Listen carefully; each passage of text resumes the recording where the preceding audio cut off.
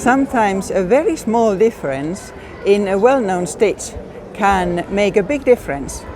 This here is the normal moss stitch, and then when you just make a tiny difference, you get it like this here, so that you have these here arches.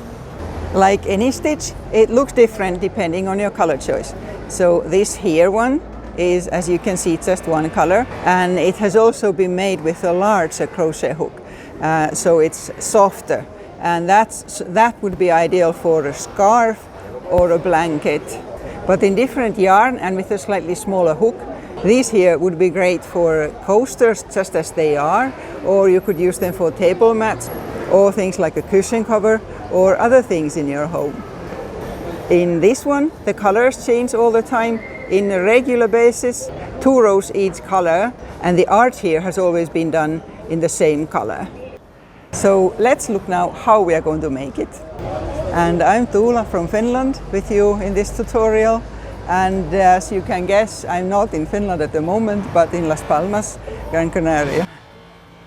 To start, the length of your chain needs to be in multiples of 4, and then after that we crochet 5. So I have 20 stitches here for my little sample, and now I crochet 5 more. 2, 3, 4, 5. And like for the moss stitch in general, it's good to crochet the chain fairly tight so that the first row doesn't flare out. And for the first row, insert the hook into the 3rd stitch from the hook, not counting the loop on the hook. So 1, 2, 3, and a single crochet there. Then chain 1, skip 1, and a single crochet in the next one. Again, chain 1, skip 1, and single crochet. And this is how you continue until the end of your chain, whatever length your chain is. Chain 1, skip 1, and a single crochet. Here, and then chain 3. For turning, we always chain 3. You would also hear people chaining just 2 for turning in moss stitch, whichever you prefer. I always do 3.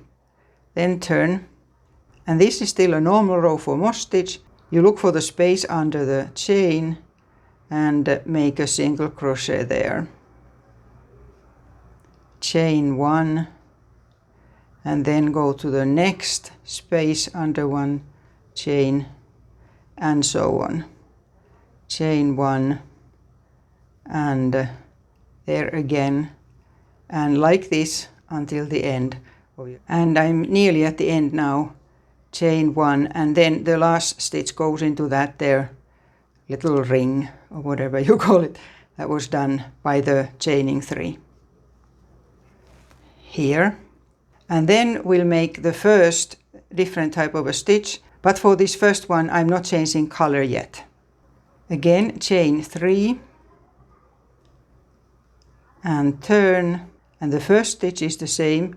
You go under that there, chain 1 space. But now the difference, instead of chaining 1, you chain 3. So chain 3, and look for the next space, but that's not where we go, but the one after. So we skip 1 space and go in there. Then again chain 3, and not that one, but this here one, and like this until the end of your chain. That one and that one.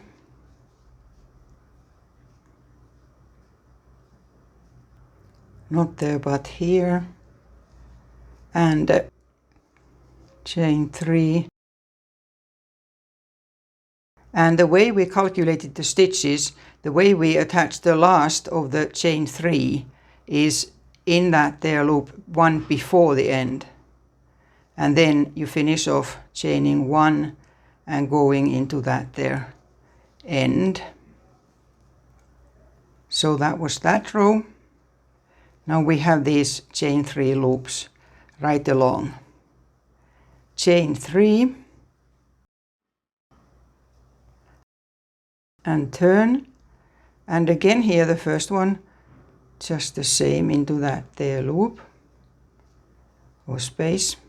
This video has needed lots of retakes because there's so much noise on the street.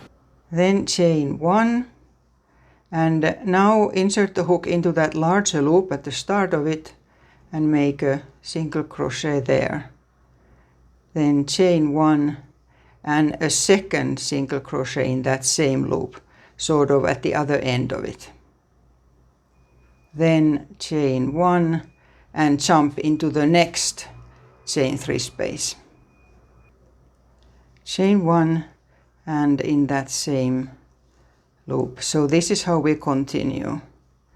Chain 1 and skip into the next longer loop, chain 1 and in that same one.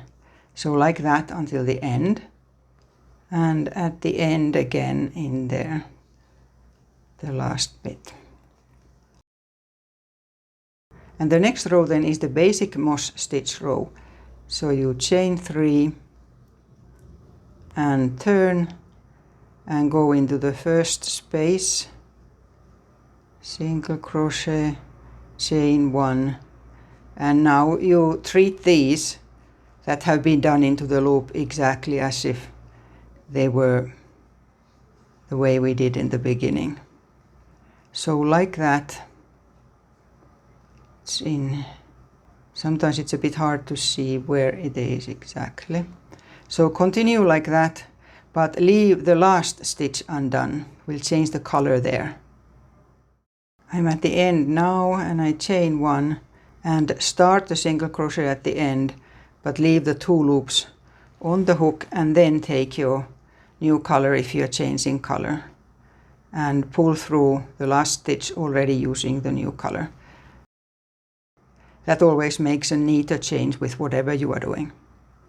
And then I'll go back and forth once with this one, just the basic. So 3, chain 3, turn, and always into those loops. And now I'll go back and forth using this here color, and then after that we'll do loops again. Here, and then I'll change the color. I'll start the last stitch, and when it's only 2 rows I would not cut the yarn and have lots of yarn ends to finish off. Instead I just take it from there and skip alongside the border here, and that works even for longer stretches than just 2 or 3 or 4 rows if you are going to crochet a border over those yarns then. But here, chain 3, turn, 1 normal stitch, and then you start exactly the same what we did here. So chain 3, skip 1 of those spaces and go into the next one. And this is what you repeat any number of times in any number of colors you choose. This here has 2 colors. And check out also this here tutorial.